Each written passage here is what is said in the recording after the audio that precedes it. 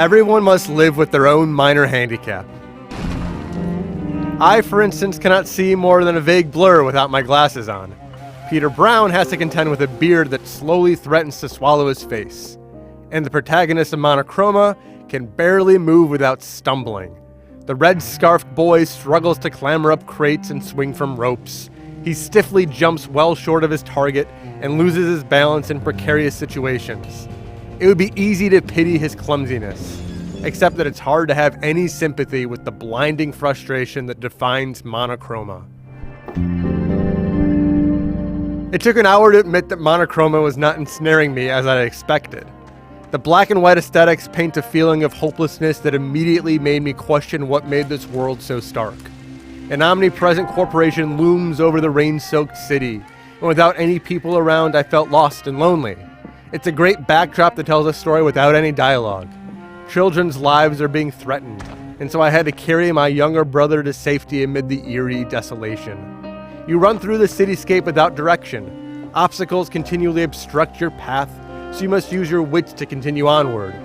Puzzle design is one of Monochroma's strengths. Though you can do little more than pull switches, push boxes, and perform a modest jump, there are a variety of situations that force you to take careful stock of your surroundings to figure out a solution. You may have to catch a swinging rope or douse a barrel fire, all while your brother clings to your back.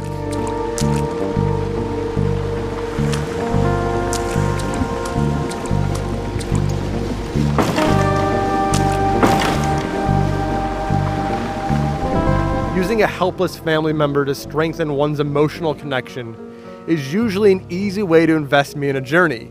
But in Monochroma, I only got annoyed by my sibling's uselessness.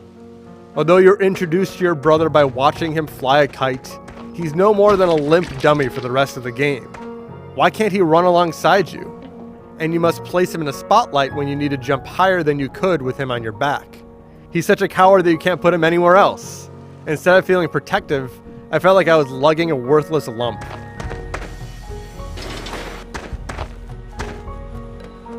The baffling relationship to your brother is just the start of Monochroma's problems. Figuring out a way to complete puzzles is often satisfying, but going through the required motions is anything but. Long after you know what you're supposed to do, you'll still be fighting the controls to get the darn boy to do what he's told.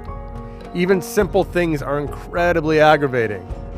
He may not be able to jump onto certain ledges for some reason, or he'll hang onto a switch even as you mash buttons. Nothing feels right in Monochroma, and I could never get over that disconnect. There are also a lot of inconsistencies that sap away much of the simple joy of solving a puzzle. As nice as the visual design is, I often struggle to determine exactly what I could interact with. And I can't count how many times I died from falling too far, even if it seemed like I should be able to make it. Then there are little problems such as loading screens breaking up the flow of your adventuring, or the comical way that you die. There are so many times that I groan from annoyance or laugh from absurdity that I struggled to stay invested in what was unfolding. Monochroma turned out to be a massive disappointment.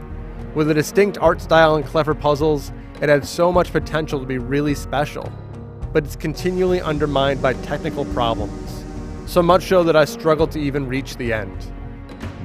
The youthful protagonist of Monochroma is incredibly brave and filled with awe-inspiring love and patience, but he's so clumsy that I couldn't overlook his negative aspects.